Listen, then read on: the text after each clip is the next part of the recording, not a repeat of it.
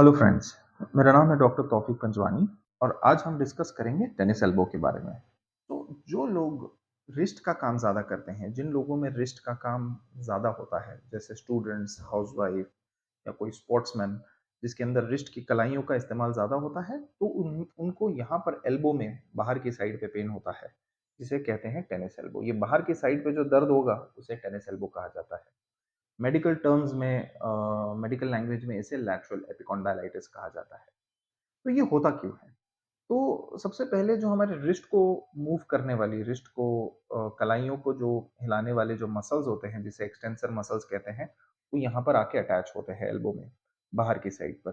तो जब अगर इसका इस्तेमाल जब ज़्यादा होगा, तो फिर जो उसका मसल का इंसर्शन होता है, वहाँ पर इन्फ्लेमेशन या सूजन आ जाती है, जिस वजह से ये पेन होता है। पेशेंट को पता कैसे चले कि इसको टेनिस एल्बो है या नहीं है?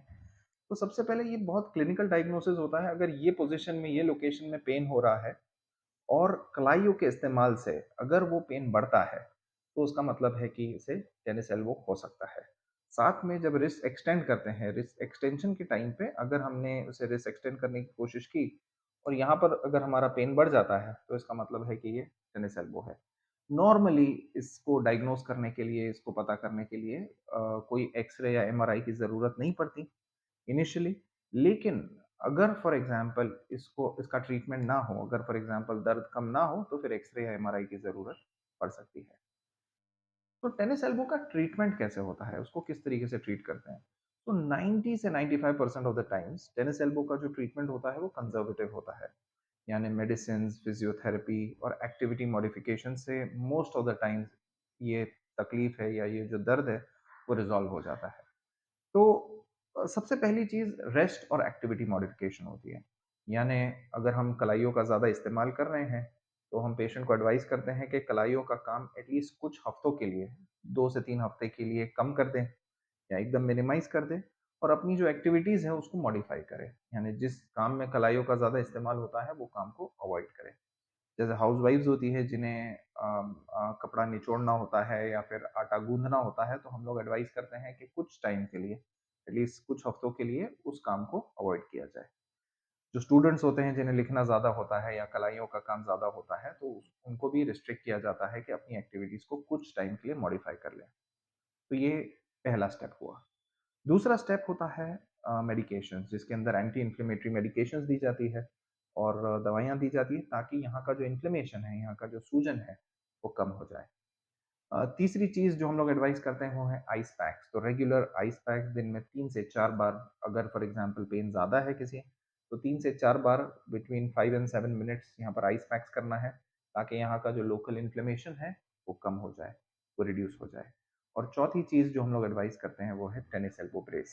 यहाँ पर जो एक एक टेनिस एल्बो का ब्रेस आता है, पट्टा आता है, जो हमें एल्बो के नीचे के साइड पे, यहाँ पर एल्बो के ऊपर नहीं पहनना है, जहाँ पर पेन हो रहा है वहाँ पर नहीं पहनना है, बल्कि नीचे के साइड पे वहाँ पर टेनिस एल्बो ब्रेस को पहनना है।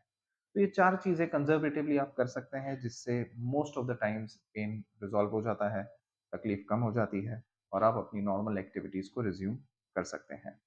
कुछ लोगों में अगर पेन कम नहीं होता है, तो फिर हम उन्हें फिज़ियोथेरेपी की एडवाइस देते हैं। फिज़ियोथेरेपी में लोकल अल्ट्रासाउंड दिया जाता है, लोकल मसाज किया जाता है और कुछ स्ट्रेचिंग एक्सरसाइज़ेज़ सिखाई जाती है। जैसे रिस्ट को इस तरीके से स्ट्रेच करना है, हाथ सीधा रख के स्ट्रेच करना है, सीधा करना है, फिर वापस नीचे स्ट्रेच करना है और सीधा करना है। ये स्ट्रेचिंग एक्सरसाइज़ सिखाई जाती है, लोकल अल्ट्रासाउंड दिया जाता है, लोकल मसाज किया जाता है, जिससे काफ़ी हद तक पेन रिज़ॉल्व हो जाता है। Most of the times conservative treatment से, ये करने से मोस्ट ऑफ द पेशेंट्स में रिज़ल्ट मिल जाता है और उनका पेन काफ़ी हद तक कम हो जाता है।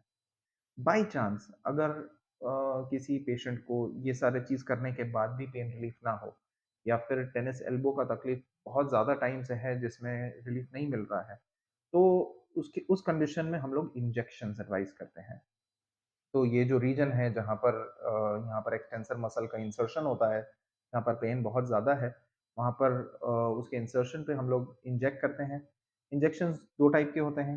एक होता है स्टेरॉइड इंजेक्शन, जो एक्यूट पेन रिलीफ़ कर देता है, जिसमें पेन काफ़ी कम हो जाता है। लेकिन उस इंजेक्शन को बहुत फ्रीक्वेंटली नहीं लेना है। ओकेजनली अगर पेन बहुत ज़्यादा है या 6 महीने में 1 बार अगर लेना है तो ले सकते हैं। लेकिन बहुत ज़्यादा फ्रीक्वेंटली वो इंजेक्शन को एडवाइस नहीं करना है। दूसरा एक इंजेक्शन होता है पीआरपी इंजेक्शन, जो हमारी बॉडी में से ही, हमारे ब्लड में से एक पीआरपी कॉन्सन्ट्रेट बनाया जाता है और जो इधर लोकली इंजेक्ट किया जाता है, जिससे लोकल टिश्यू को हीलिंग में बेनिफिट मिलता है। जो लोकल टिश्यू का हीलिंग है वो इम्प्रूव होता है। तो PRP injection is another option, जो दूसरा ऑप्शन है इंजेक्शंस के लिए। By and large 95% of the patients को यहाँ तक की ट्रीटमेंट से बेनिफिट मिल जाता है और उन लोगों का जो टेनिस एल्बो है और जो एल्बो पेन है वो काफ़ी हद तक कंट्रोल और रिज़ॉल्व हो जाता है। अगर ये सारी चीज़ करने के बाद, सारी कंज़र्वेटिव ट्रीटमेंट करने के बाद भी अगर टेनिस एल्बो की पेन में रिलीफ़ नहीं मिलता है, तो फिर एक स्मॉल सर्जिकल प्रोसीजर होता है जिसे एंडोस्कोपिक रिलीज़ बोलते हैं। तो ये जो मसल्स का जो अटैचमेंट है वहाँ पर उसको रिलीज़ कर दिया जाता है, ताकि जो पेन जनरेटर है, जो पेन का कारण है वहाँ पर कंप्लीटली पेन रिलीफ़ हो जाए। काफ़ी सक्सेसफुल प्रोसीजर होता है अगर रिकैल्सिट्रेंट या फिर रिकरेंट टेनिस एल्बो है और टेनिस एल्बो ये सारी चीज़ों से, सारे कंज़र्वेटिव ट्रीटमेंट से अगर नहीं जा रहा है, तो फिर surgical option is one of the options जो ट्रीट किया जा सकता है। तो कंक्लूजन में ओवरऑल ये बहुत ही कॉमन कंडीशन है और बहुत ही ईज़िली ट्रीटेबल है। इससे बिल्कुल घबराने की ज़रूरत नहीं है। कंज़र्वेटिव ट्रीटमेंट से, एक्टिविटी मॉडिफ़िकेशन से, फिज़ियोथेरेपी से या ज़्यादा में ज़्यादा एक लोकल इंजेक्शन से इसका ट्रीटमेंट हो सकता है और इसको एप्रोप्रिएटली ट्रीट कर लेना चाहिए ताकि आप अपनी नॉर्मल रूटीन एक्टिविटीज़ में वापस जा सकें। Thank you.